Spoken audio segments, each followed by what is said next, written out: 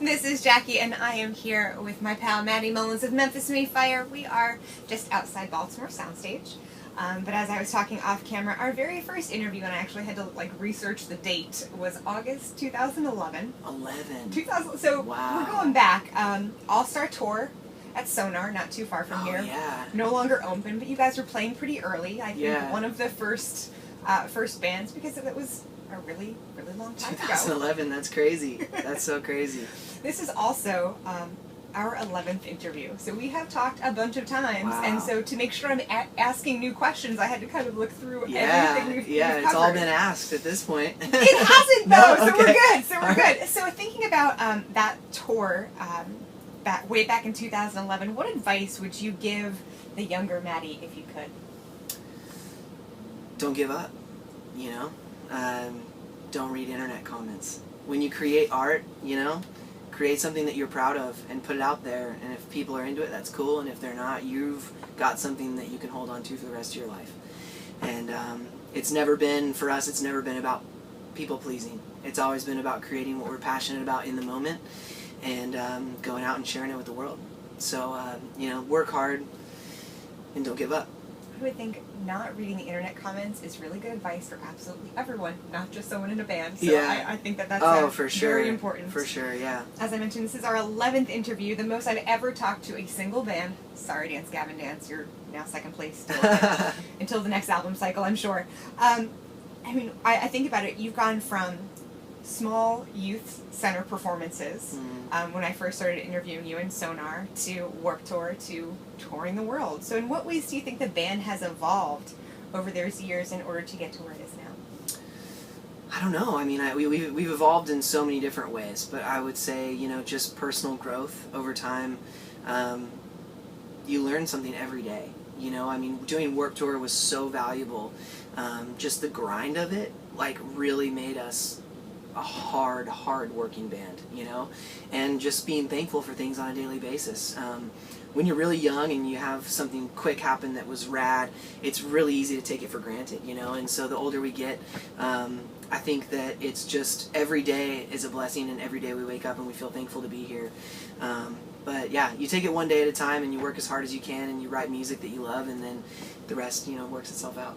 Speaking of music that you love, last Friday you released your 6th studio album, Broken. How is it either sonically or lyrically different from, let's say, Sleepwalking? Super different. Man, I was 18 when I wrote Sleepwalking, so yeah, I don't know.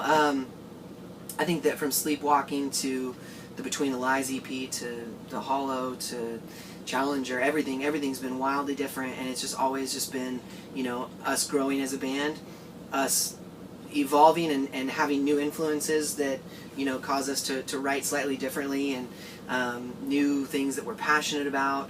And so yeah, it's wild to look back on it. 6 full-length albums is so weird, you know. That's crazy. Yeah, in every single way we've evolved. In every way we're just, I would say, completely different than we were then, but still the same guys at heart. So, you know, we're not going to change the name. So how do you go about choosing a set list then that allows fans to hear the songs they really want to hear, but also so it flows and kind of makes sense? So we've been touring for 10 years, and we all understand each other's personalities really well. We know what pushes each other's buttons, and we know what to avoid doing and avoid saying and things like that, just so we can coexist out here really well. But every time it's time to make a set list, it is a massive argument. It's crazy, and rightfully so. You know what I mean? There's so many songs to choose from, and you know, it's pretty much gotten to the point where we're like, all right, let's play every song we have a music video for, because it's, you know what I mean? What are we gonna do? It's crazy. I mean, there's always gonna be those people in the crowd that want to hear a song or two off of Sleepwalking, but there's a whole rest of the crowd that has never heard that record, you know, that found out of us later in life, and they wouldn't connect to it. So we have to keep the whole crowd in mind, try to play something from every record, try to play songs we know people love and that they want to hear, and, you know, if we're lucky, incorporate a new song or two, you know? Slip it in there. Now, talking about kind of the evolution of the sound of the new album as well, you know, you've always been a really positive person, someone who's really kind of lifted up spirits and focused on the hopeful aspects. So what was it like to be so honest and raw on the new album? Well, that's the thing. I'm so glad you asked me that. No one's asked me that in an interview yet. The thing is that for our past 2 records, for This Lad I Hold and Unconditional, right? When I was writing Unconditional, I was in an awful season of my life. It was amazing and awful at the same time. I was struggling with anxiety and depression. I had no idea what it was or why it was happening to me, and I felt like killing myself every day. So all I could think about was either A, this is what it's like to have a panic attack, or B, man, I really hope God shows up and takes this away. That was what my mindset was, you know? And so coming out of that, you know, I always felt like, man, now I know how awful it is to feel like that. I'm doing my fans a I'm not doing them a service if I'm not writing about hope. If I, you know, like I have to constantly be offering our fan base hope, hope, hope. And when it was time to do this new record, I felt God say to me, remember when you were having panic attacks, the thing that made you feel better was not somebody saying, hey, it's going to be okay. Or, hey, like, life gets better. It was somebody saying, I know what it's like. I know how that feels. That sucks. I'm so sorry. And it made me realize that I wasn't alone. It made me realize that I wasn't going crazy because somebody else understood, you know? And so I think that feeling like you're not alone in your struggles is the first step to healing, you know? And so it was a really eye-opening thing for me, you know? I don't think that every song has to be about hope. It doesn't have to be about the light at the end of the tunnel. I think that the songs just need to be honest, you know? And so this record, it's called Broken. It's about just the beauty and the brokenness. Obviously, going through a tough season is really hard, but when you realize that there's people out there that understand, that are there for you, that love you, that care for you, and want to see you get out on the other side, it makes going through it worth it. And scar tissue is thicker than skin, you know? And when we get to the other end of our struggles, we become a better, stronger version of ourselves. So yeah, the lyrical content on this record is wildly different from the past 2 records, but I hope that people find comfort in the songs. Comfort in just knowing that somebody knows what it's like. So I think you need that. I think you need to feel heard before you can even think about hearing about Totally. hope. Like that is still important and valid, but Totally. down the road. Totally, yeah. And I think that every season that the band has been in and every record that we've written has been important in one way or another for us. But right now, what I'm learning, because I grew up in the spotlight, you know what I mean? Like, I'm just like, here's what I'm thinking about, I hope you guys like it, you know what I mean? So right now what I'm learning is that maybe we don't need to jump straight to the healing, maybe we just need to go through the process together, you know? Doing the listening is important too. Totally. Yeah, so the first single, The Old Me, some fans I was reading online thought that it was more of a reference to how your sound has changed, not to what you're sort of going through more personally. I thought that was an interesting take on things. Yeah. But how do you rectify, I wouldn't say the sound has changed so much that you're like, that it's a change. I would say it's an evolution. But how do you rectify that with fans that are like, I just want Sleepwalking 2.0? Totally, yeah. Here's the thing. This record is wildly different than any record that we've ever put out, you know? So we knew there was going to be some backlash that comes along with that. But like I said earlier, like, we don't care. You know, like, we want to create art that we're proud of, that we're excited about in this season. Otherwise, it's grueling to go back out on the road for 2 years straight and play songs that you just wrote for somebody else. You know? I am friends with the guys in Under Oath, so I know if they see this, they won't get mad. But I think their new record is killer. But I will always prefer They're Only Chasing Safety. Because that's the songs that I connected to when I was 16 and I got my driver's license for the first time and I was rolling around in my car with my girlfriend who's now my wife, you know, and we were just like listening to music and experiencing it, and it was so awesome. And so I have this emotional connection to that record that no matter what they create, they will never be able to recreate that for me. You know, so even if we wrote The Hollow again, with different lyrics or whatever, people would just be like, oh, you know, another Memphis record. It wouldn't give them the feeling that they got when that record first came out. I think that Broken is a record that's going to introduce our band to a whole different group of people, and I'm hoping that this record will give that to those people, you know? This record will be the record that they connect to on that level, and then, you know, 7 years from now, they'll be like, man, I wish you'd write another record like Broken, you know what I mean?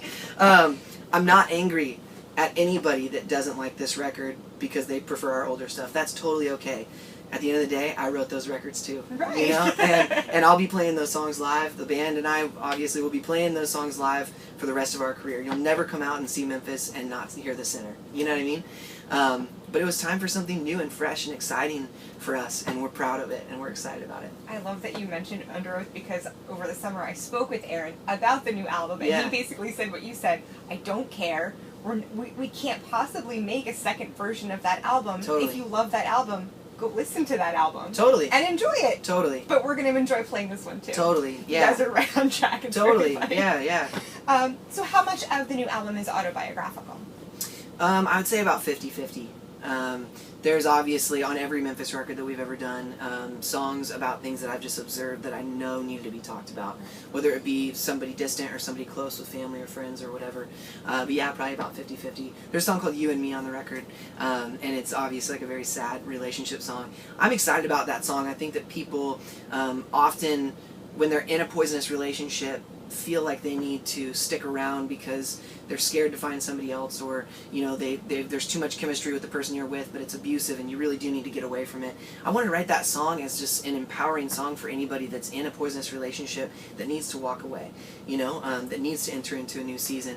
But a lot of people are like, dude, what happened to you and Brittany? And I'm just like, dude, my wife and I's relationship is not, it doesn't make for good rock material. You know what I mean? There is a song. I think it's pretty great. Yeah. So you're good. You're good. You checked that box. Like, totally. Yeah. Amazing song about my wife. Totally. Okay. Can't write Miles Away again. But yeah, that was, you know, I think that song, along with a lot of others on the record, there's a song called Fool.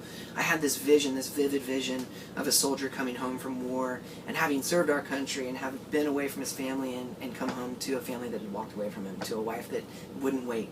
And me traveling so much, it's like I can only imagine the pain. You know, so that song I know will relate to a lot of people that's happened to, you know, and so there's songs like that obviously are not very specific to me, but songs that I do think people need. So is it cathartic or difficult to perform those songs that are more about your personal experiences? There's some nights when I'm numb, you know, like some nights when like I can get through a whole set and I didn't feel a single thing, you know, and I don't think that that's something I can control necessarily. I think that whatever my day was like, whatever season I'm in life or whatever, I'm really emotional. Like today, we're in, where are we today? We're in Baltimore. Baltimore. I was stuck in traffic. I almost don't know where I am either. I almost said okay. Boston. I'm sorry. It's cold enough like Boston. You're fine. Yeah, I was over by the harbor, and there was like this music playing in the distance, and I was looking out on the water, and the sun was like shining on the water, and it looked like diamonds, and I was just like about to start crying. I was like, whoa. I was like, there must be, I'm like in the season of where I know I need to nurture my mental health, you know, it's like a big part of my recovery from anxiety and depression and everything, so I was like, man, I wonder what that's rooted in. It's kind of like where I go now. So maybe tonight when I'm on stage, like we'll play No Ordinary Love, and I'll tingle and I might start crying. I mean, like those songs sometimes can really just like sideswipe me out of nowhere, and I'll feel it again. And then there's other nights where maybe everything's just kind of kosher and everything's fine, and there's nothing really like that has me on an emotional high or emotional low, and I'll just kind of glide through the set and perform for people. You know, that's an honest answer. It's different. It's different every night. I really want to see also the comments when people realize that you're talking about the Baltimore Harbor, which has never in my life been described like picturesque like diamonds. I love it. It must have just been the way that the sun was hitting it, and I mean the music in the background. I was like not emotional. I walked up to it and I just like felt. I was like, whoa, you know? And so, nice. Anyways, yeah. I would take that. Yeah, Absolutely. no, it was cool. It was a cool moment. So you've been open about utilizing faith-based therapy. How is that different than other forms of talk therapy? You know, I've been open about my own experience with faith-based therapy, but my opinion would be regardless of what you believe, whether you're a Christian or a Buddhist or an atheist or whatever, find therapy that does work for you. I would never tell someone that didn't believe, like, go to faith-based therapy. You know what I mean? Because it's like, it's not going to mean the same thing to them. I'm just a huge advocate for therapy, period. I think that as human beings, the way that we're wired is to communicate with our friends and our family, and sometimes with a safe person that we can just tell everything to. Somebody that really understands how to dig those deeply rooted issues that you just don't even know where they're coming from out, and so that they can be solved. You know, so huge advocate for therapy. Yeah. And 2018 has been quite a ride, quite a roller coaster for many of us, and we're approaching the holiday season, which can also be kind of stressful for many of us, myself included. Totally. What music do you listen to when times get tough? Because I know for me, like, sometimes just putting in a certain CD or turning on the radio, like, either it's a form of escapism or it's just something to, like, refocus your energy. What sort of music do you put on?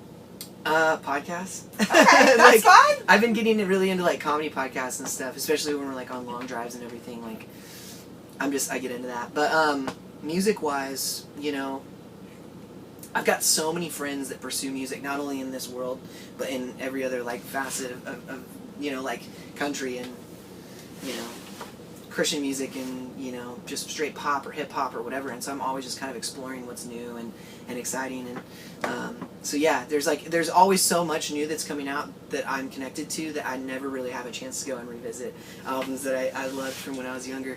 But if I was going to, you know, Blindside, anything from Blindside I would listen to forever. And you guys have played Warped Tour a bunch of times, and I kind of lost track. And having covered Warped for the past 10 years, I kind of think we're getting better. I don't think there is a pinnacle where we can say we're good, but I think we've gotten better at providing kids and young people with information about mental health issues, and we're talking about it more. Do you think that we're sort of getting to a point where it's more mainstream or a little bit more acceptable, or what can we do to even go a little bit better? I think that where we're at right now is that talking about it, like talking about hoping that it gets to the point that we want it at, is now acceptable. It's acceptable to talk about where we want it to be. Whereas, you know, in the past, we're like, you know, like mental health, you know, you must be crazy. You know what I mean? And the thing is that what's wild is how many people are struggling with mental health issues.